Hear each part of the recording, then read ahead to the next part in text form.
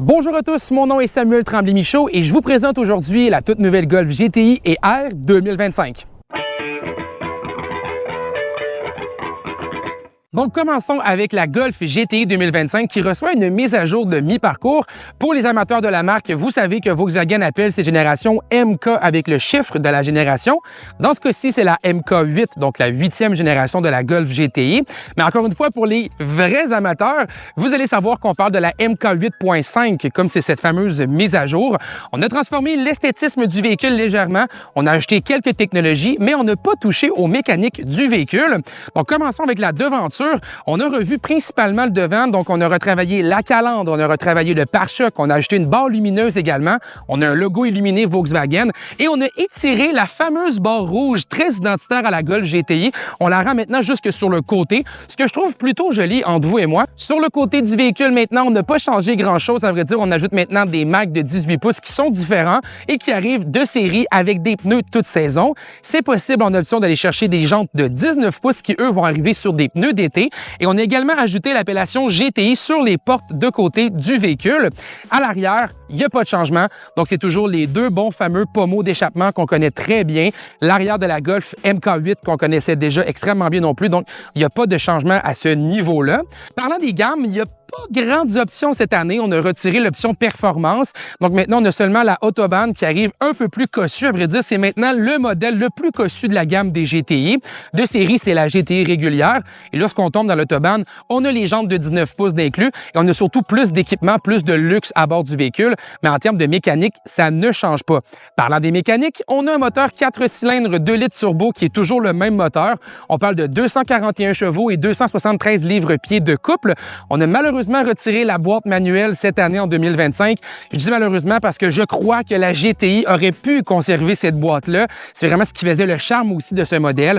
Donc, on conserve la très performante transmission DSG à 7 vitesses. C'est une transmission à double embrayage qui est bien connue justement dans la marque Volkswagen. Transmission qui fait extrêmement bien le travail, mais qui, entre vous et moi, enlève quand même le petit côté de plaisir qu'on avait avec la manuelle. Et je regrette vraiment la mort de la manuelle dans la GTI parce que je crois que c'était une transmission qui allait à merveille avec le véhicule.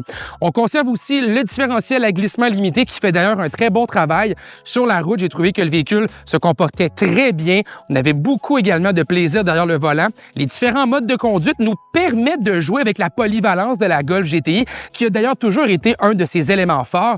Ça reste un véhicule que lorsqu'on ouvre le coffre à l'arrière, comme c'est une compacte à haillons, on a beaucoup d'espace. On peut rentrer facilement des skis ou tout genre d'objets qu'on aimerait mettre à l'intérieur. C'est un véhicule aussi qui nous permet d'asseoir confortablement des gens à l'arrière. Donc, on voit qu'on a un véhicule qui peut être très agréable au quotidien sans nécessairement enlever le côté plaisir. Et ça, je pense que la recette est toujours conservée en 2025. Gros changement à l'intérieur du véhicule. On a retiré sur le volant les fameux boutons tactiles que personnellement, je n'aimais pas du tout de l'ancienne mouture. C'est des boutons que lorsqu'on tournait le volant, on pouvait accrocher certaines touches, changer le poste de radio, allumer le volant chauffant. Des choses que je trouvais vraiment désagréables. On est revenu en arrière chez Volkswagen et on a ajouté des boutons physiques que je trouve drôlement plus efficaces et beaucoup plus simples à utiliser. Honnêtement, j'ai vu une différence sur mon plaisir de conduire du véhicule parce que justement, je me suis moins cherché dans les menus. J'ai trouvé ça beaucoup plus simple à utiliser. Je sais qu'il y a des gens qui vont me dire qu'on s'habitue à la longue avec les fameux boutons optiques, mais entre vous et moi, je trouve que le bouton physique est beaucoup mieux. Malheureusement, on n'a pas ajouté plus de boutons sur l'écran central. On l'a changé toutefois. Il est maintenant de 12,9 pouces. Il est très brillant. On voit très bien à l'intérieur, mais les menus sont encore très complexe. Il faut aller dans plein de menus pour simplement faire une petite action simple. Au niveau des prix maintenant, la Golf GTI commence à 38 000 $ environ, incluant les frais de transport et préparation. Et la variante Autobahn va être autour de 42 000 $. C'est des prix qui sont très semblables à 2024. Chose certaine, par contre, c'est que l'absence de la boîte manuelle va sûrement freiner quelques acheteurs qui couraient justement envers ce modèle-là avec la boîte manuelle. Et on a fait la même chose également dans la Golf R 2025 que je vous présente maintenant. Et oui, j'ai fait apparaître une Golf R 2025 juste à côté de moi. La Golf R qui est aussi à sa MK8.5, donc la génération qui a été mise à jour de la 8e génération. On a retravaillé sensiblement les mêmes éléments. Donc, on a plus de technologie. On a revu également l'esthétisme du véhicule, mais principalement à l'avant.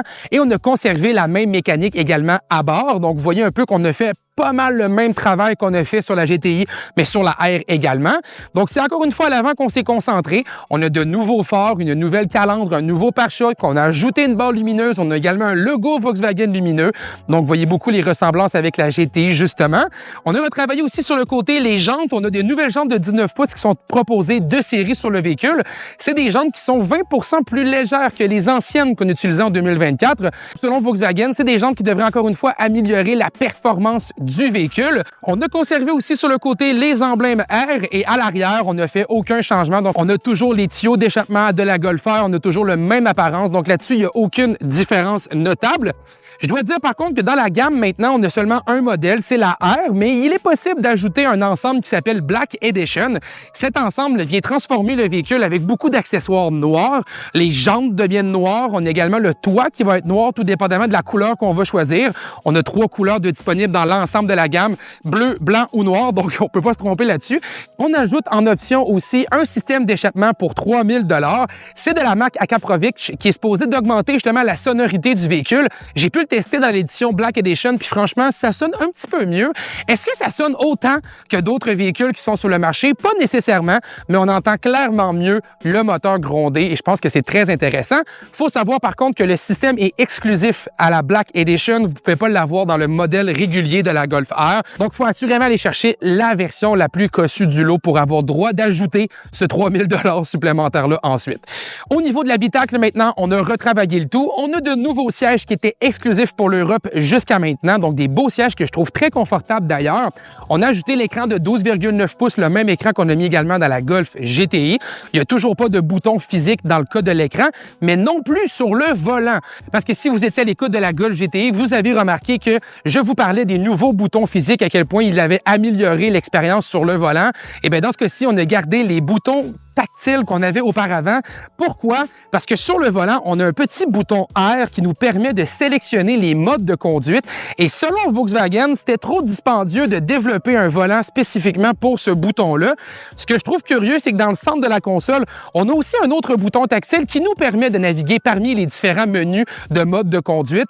Donc, je pense qu'on aurait pu simplement le retirer, mettre des boutons physiques et clairement améliorer l'expérience parce que j'ai conduit les deux véhicules et encore une fois, même si Volkswagen me dit qu'on a recalibré le système et que c'est censé être moins sensible, j'ai accroché le volant chauffant et j'ai changé de poste de radio sans faire exprès en tournant le volant du véhicule. Donc là-dessus, je pense que c'est un coup manqué de la part de Volkswagen.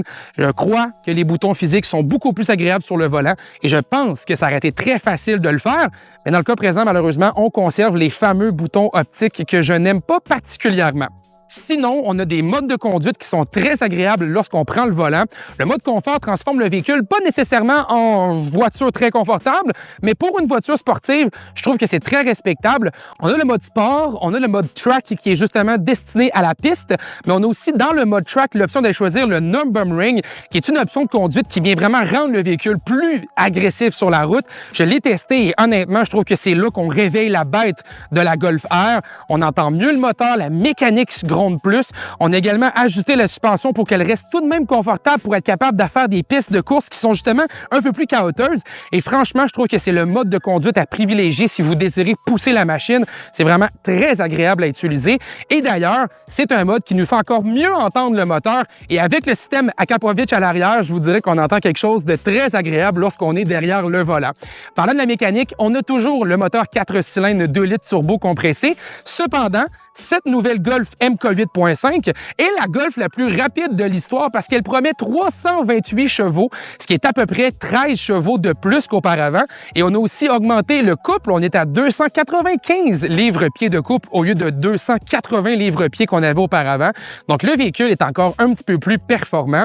La transmission, maintenant, c'est seulement la boîte automatique DSG qui est disponible. On a retiré la transmission manuelle. Et si vous avez écouté l'autre partie, je vous disais à quel point je m'ennuyais de la transmission manuelle pour la GTI et je le crois encore.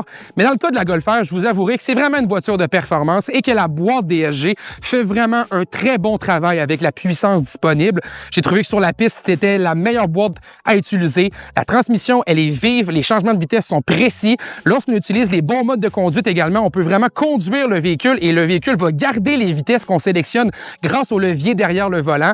Donc, pour moi, dans la Golf R, c'est pas tant une perte, la fameuse disparition de la boîte manuelle. Ça l'est beaucoup plus plus dans la GTI, mais dans le cas de la Golf R, vraiment, la DSG fait très bien le travail. Au niveau des prix maintenant, on est aux alentours de 52 000 $ pour la Golf R standard. Si on ajoute ensuite l'option Black Edition, on va être plus autour de 55 000 $. Tous les prix sont incluant les frais de transport et préparation. Et Volkswagen me confirmait que tant la Golf GTI que la Golf R devraient arriver imminemment dans les concessionnaires. On m'a même dit que dès ce week-end, on devrait en avoir dans les concessionnaires à travers le Canada. Donc, c'est à voir et à suivre. Et pour ceux qui aimeraient en apprendre davantage sur les deux véhicules, bien, je vous invite à aller sur le rpmweb.ca. J'ai fait un texte complet dans lequel je vous donne mes appréciations de conduite en détail. J'ai également mes chiffres de consommation d'essence pour les deux véhicules et je vous présente des photos exclusives de chacun de ces deux petits bolides. Pour tous les détails, rpmweb.ca. Bonne journée, à bientôt.